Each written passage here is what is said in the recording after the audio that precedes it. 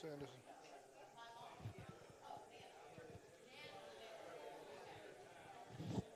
Good morning. Let's get started. Thank you.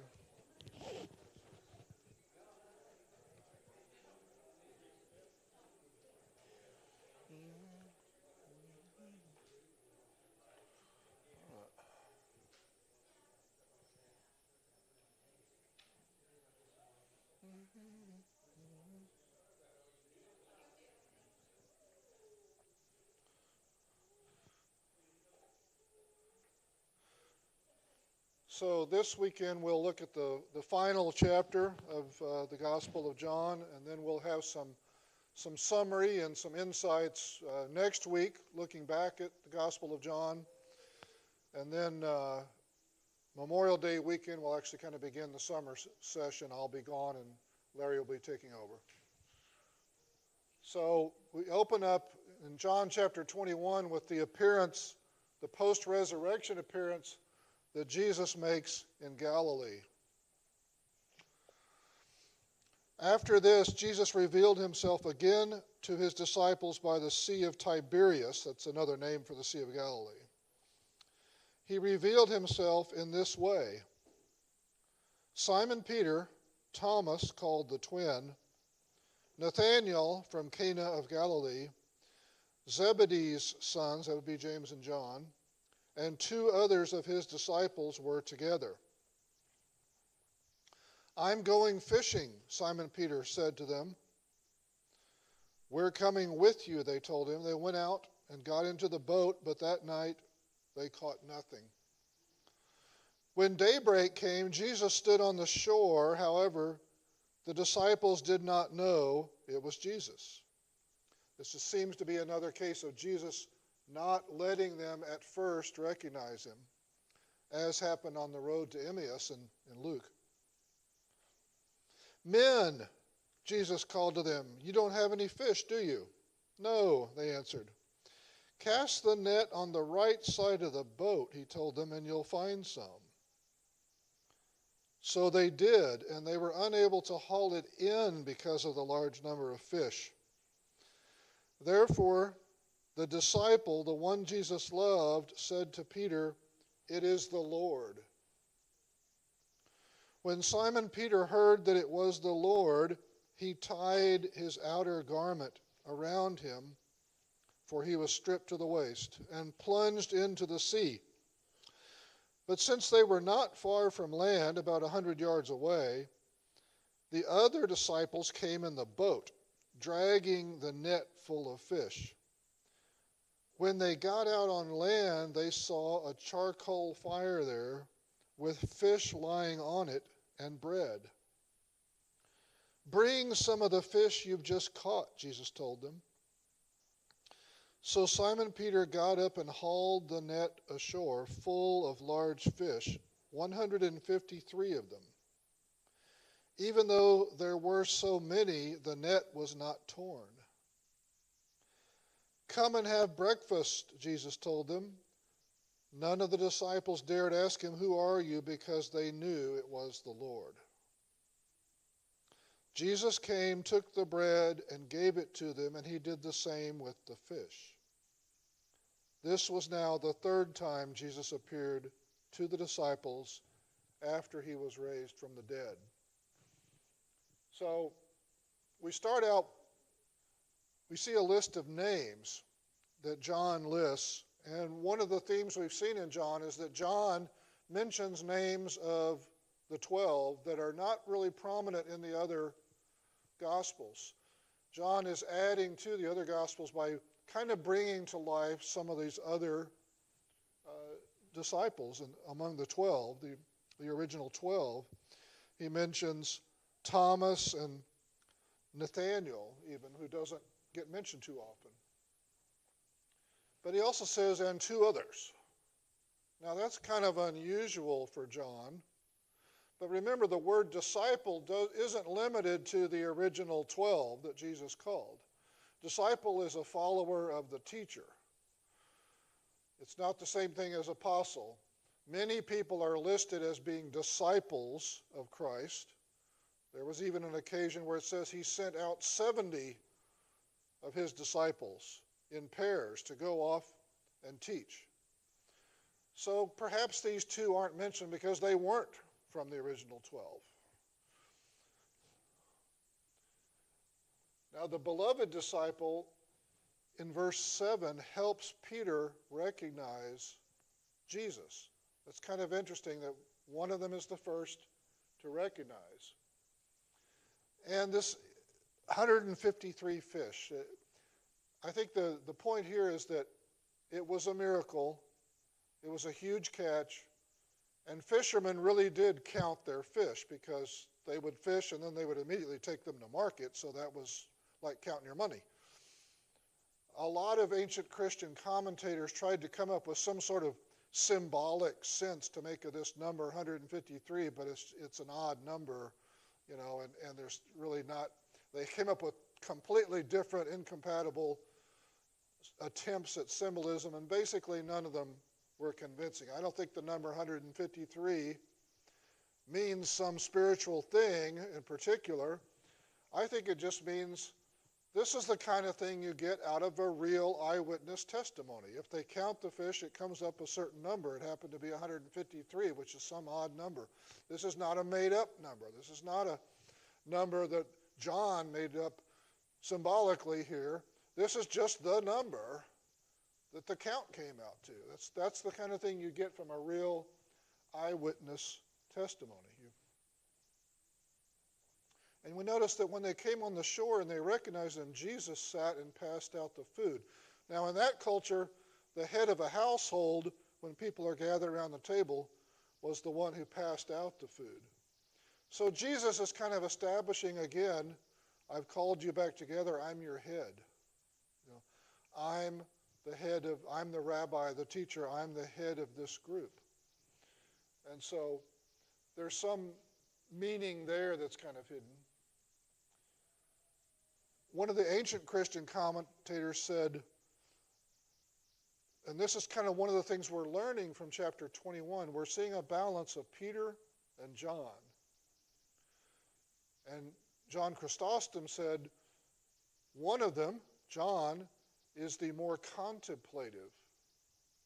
That's why he recognized Jesus. But the other one, Peter, is the more active disciple. That's why he's the one who jumps out in the water and swims to shore.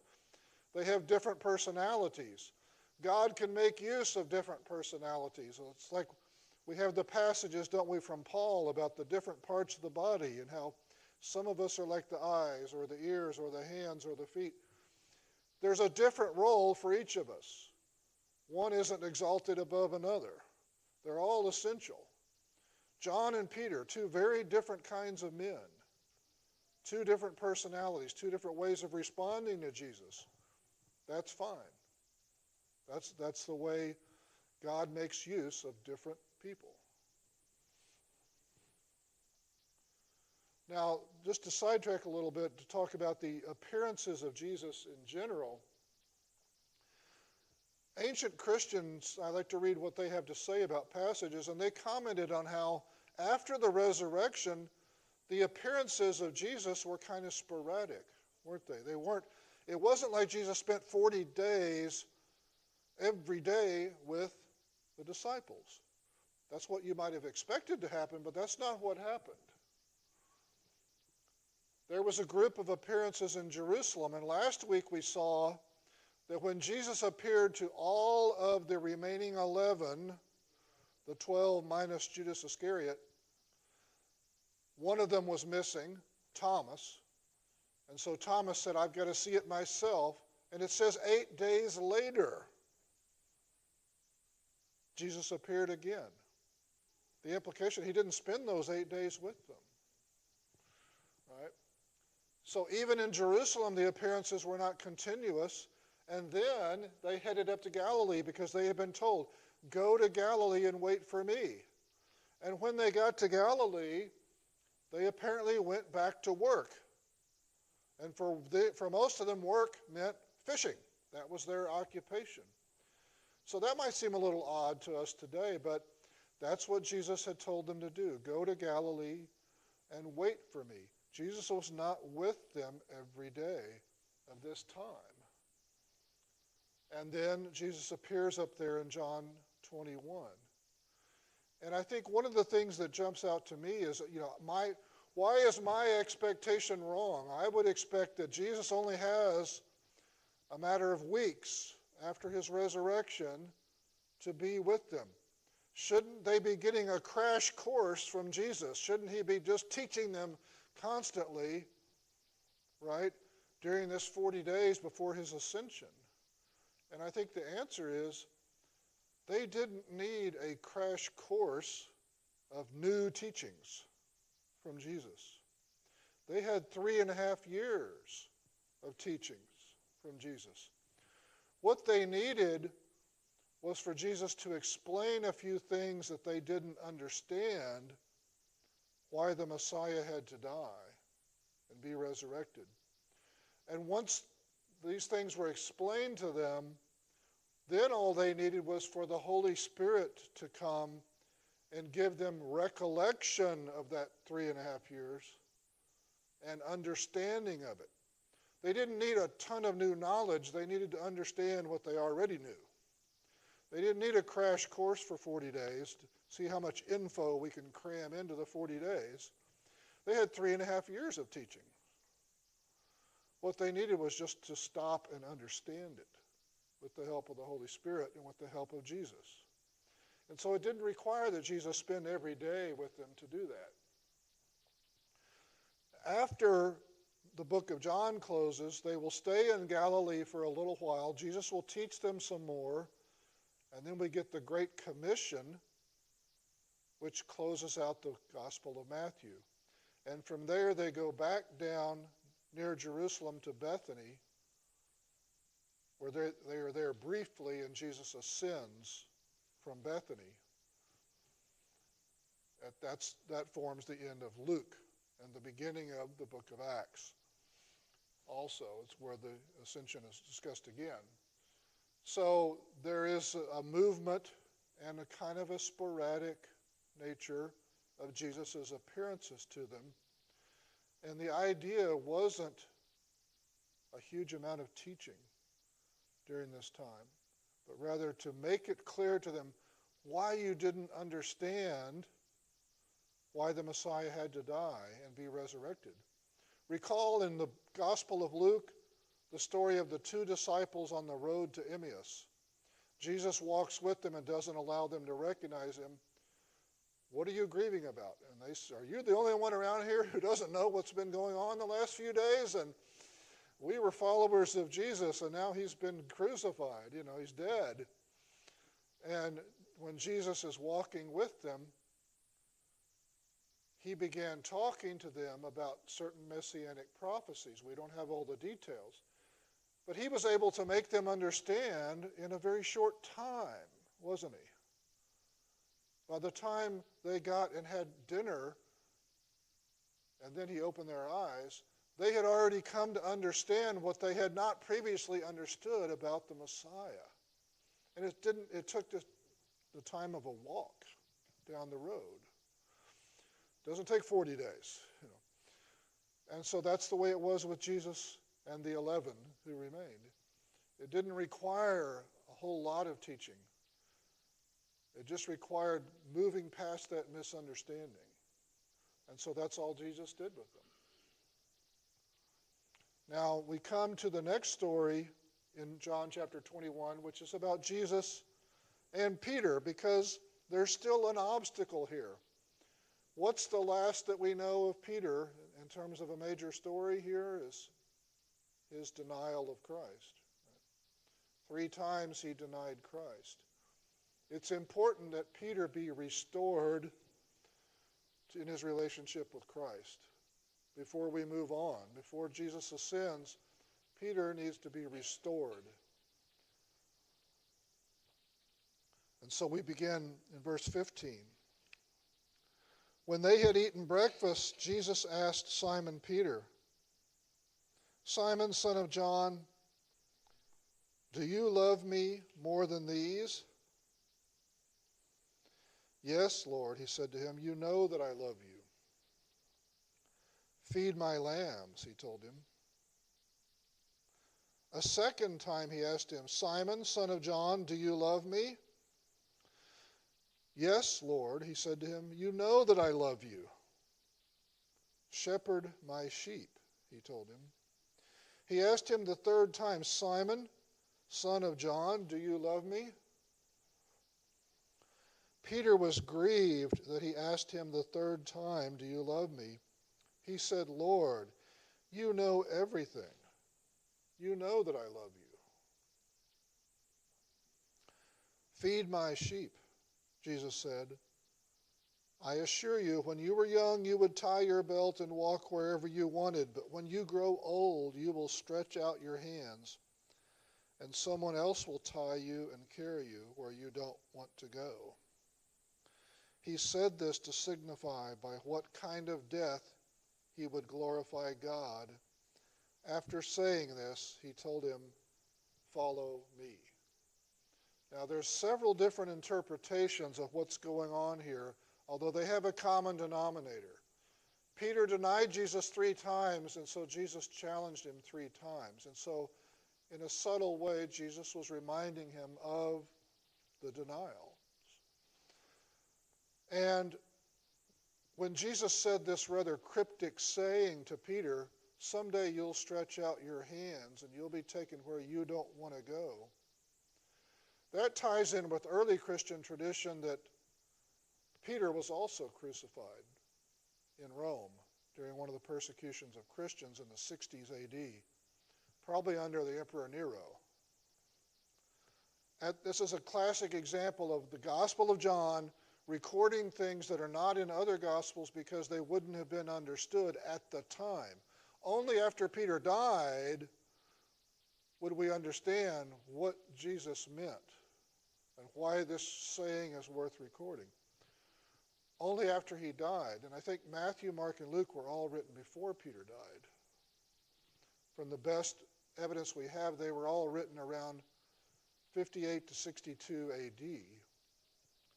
So Peter died a few years after that, later in the 60s AD. So he's prophesying here, and that's common to the interpretations. So let's take a look at the interpretations. The one common interpretation of this whole passage is that there are 2 different Greek words for love that are being used in the passage, and that's the key to understanding this conversation between Jesus and Peter. Jesus starts out using the word agape, which was a Greek word for a divine love, an unselfish love, a higher kind of love. And so he asks Peter, do you agape me? Do you have this kind of love? And he throws in the phrase, more than these others. He's asking Peter, do you love me more than these other men here? More than these other disciples? Now, why would he do that?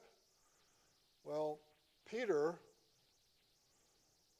at one point in Mark, when Peter was told, Jesus quoted a messianic prophecy, the shepherd will be struck down and the sheep will scatter. And what did Peter say in Mark? Even if they all go away, I'll never leave you. Peter compared himself to the other disciples. And Jesus immediately said, you're going to deny me 3 times, actually. So Peter not only has the denial on his conscience, the 3 denials, but Peter boasted, even if every other disciple leaves you, I won't. And that he was the one who got scared and denied Christ. And so when Jesus spoke to him, he uses this comparison. Peter, do you agape me more than these others? Now, you'll notice that Peter answers he drops the comparison. He doesn't really answer the question. The more than the others, Peter doesn't talk about. He just says, you know that I love you. And he uses a different Greek word, phileo, like you've heard that Philadelphia is the city of brotherly love. Phileo is a brotherly love or a friendship love. It's not a particular, divine love. And so according to this interpretation, that's key, that's a weaker kind of love, that Jesus challenged him and Peter answered with a different word. And so Jesus drops the more than the others comparison and just asks him a second time, do you agape me? And Peter says, Lord, you know that I phileo love you. And then finally, on the third time, Jesus says, do you phileo?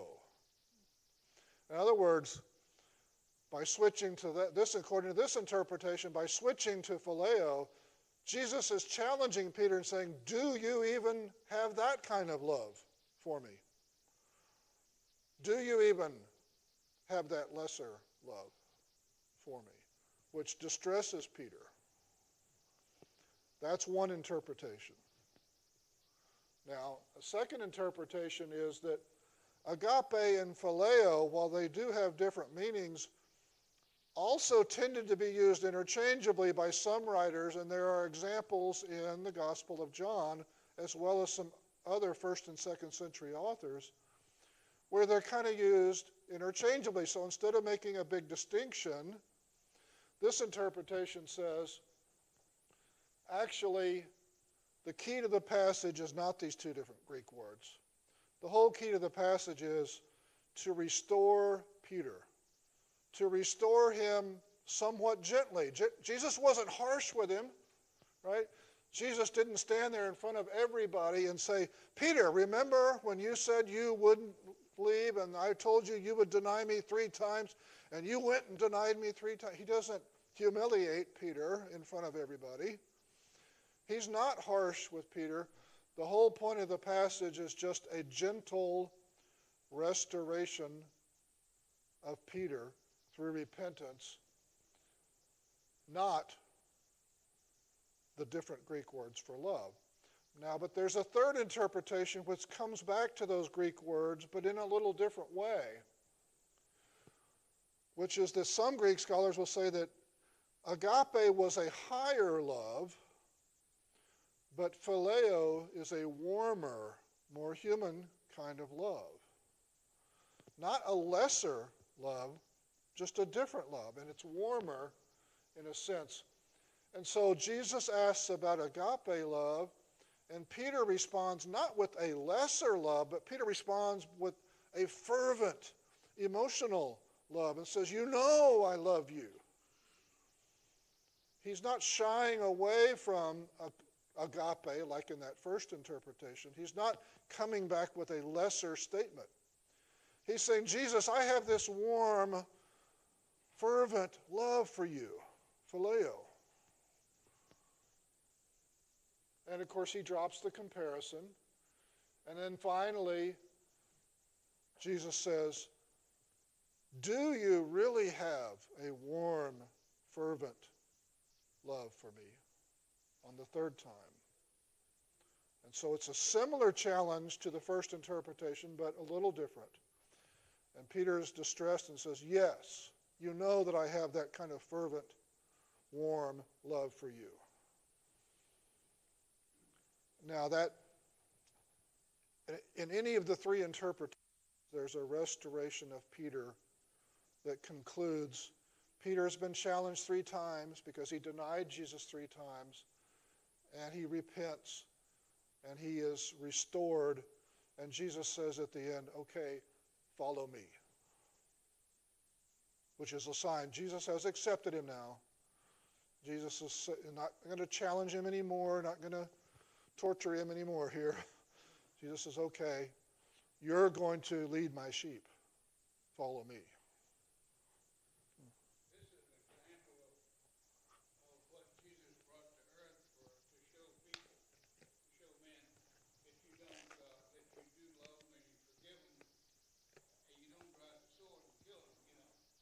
Don't twist the knife in them, even when you could. Don't hold something over your head, someone's head forever.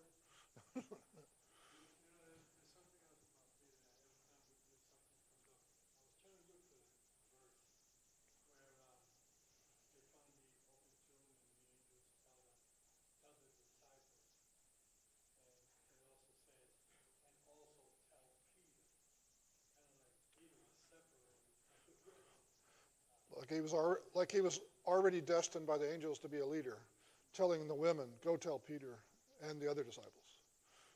So the disciples were kind of divided up into Peter and the others. That's right. It's kind of right. Peter, I think, was destined here to be a leader. And he was a very active, forceful man, but he had his weaknesses too. Right? Now we get to the final passage. So Peter turned around and saw the disciple Jesus loved following them. That disciple was the one who had leaned back against Jesus at the supper and asked, Lord, who's the one that's going to betray you? When Peter saw him, he said to Jesus, Lord, what about him? If I want him to remain until I come, Jesus answered, what is that to you? As for you, follow me. So this report, a false report, a misinterpretation, spread to the brothers that this disciple would not die. And yet Jesus did not tell him that he would not die, but merely said, if I want him to remain until I come, what is that to you? He's telling Peter, mind your own business. It's time for you to start leading sheep. Don't worry about other disciples. This is the disciple who testifies to these things and who wrote them down. We know that his testimony is true. And there are also many other things that Jesus did, which, if they were written one by one, I suppose not even the world itself could contain the books that would be written. This passage is a little bit mysterious, like a lot of things in the Gospel of John. Remember that John was writing pretty late in his life, maybe about 80 A.D. It's believed that he was the youngest of the original 12, and we know from numerous Christian sources he was the last one to die. He lived into the 90s A.D. So he could have been the last remaining one at that time, and that could have helped start rumors that he had somehow been saved to see the second coming of Christ happen, and that John added this story to clear up that false rumor that Jesus never said any such thing and that it was being misinterpreted. But you notice this key claim in this passage, wrapping up the gospel. We know this is true. This is eyewitness stuff, what you're reading here. And we'll take a look at some of the characteristics of the whole gospel as an eyewitness. And it finishes with the claim that many other stories could be written down, but that would, not fit in one book. And no doubt that's true. No doubt in 3.5 years, if you think how long people have timed, how long does it take to even say read one of the Gospels? It's not 3.5 years worth of stuff in there. So they had to choose the most important stories according to their own perspective as gospel authors. And no doubt there are many other things that happened, many other things that Jesus spoke, that there's no room to write them all down in one book, in one gospel. So I mentioned last that some people think that the gospel originally ended at chapter 20 because the last couple of verses at chapter 20 sound like the end. Jesus performed many other signs in the presence of his disciples that are not written in this book. But these are written so that you may believe Jesus is the Messiah, the Son of God, and by believing you may have life in his name. That sounds like wrapping up a book to a lot of people. So there was a theory that chapter 21 was written later by John and added on. Now, the style, the Greek, the vocabulary, and so on all follow chapters 1 through 20. So it wasn't written by somebody else. It was written by the same author. And There couldn't be any real length of time between writing the first 20 and the 21st chapter because there was never any circulation of the Gospel of John without chapter 21. So I think that it was intended to be part of it from the beginning and was written at the beginning. And an interesting thing is that ancient authors tended to bracket material with a theme. John chapters 2, 3, and 4 starts out in Cana with the wedding miracle, turning water into wine. At the end of chapter 4, they're back in Cana. So some scholars call it the Cana cycle. Then you have a festival at the beginning of 5 and at the end of chapter 10. There's a lot of bracketing, and it goes on with numerous New Testament authors. And this material seems to be a bracket to wrap things up. How does John begin? Those first 18 verses, often called the prologue. In the beginning was the Word, and the Word was with God, and the Word was God. The first 18 verses are all about the person of Jesus Christ, who he is, not what he did. His nature. The first 18 verses are about his divine nature, whereas we end in chapter 21 with his actions and with the claim that he did so many things. You couldn't write them all down. So there's a contrast and type of bracketing here. I think that in the ancient writing style, chapter 21 was supposed to be the bracket to chapter 1. John is all about the divine nature of Jesus, but you can't just assert it like in chapter 1. You have to show all the actions that prove it. And so we end up with this emphasis on his actions and this summary that there were so many actions that Jesus did. You couldn't have enough books in the whole world to record them all. That's John bracketing how he started his gospel.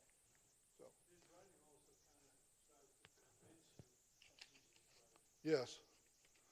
It's supposed to be a faith-inspiring gospel. All right. Thank you very much for your time.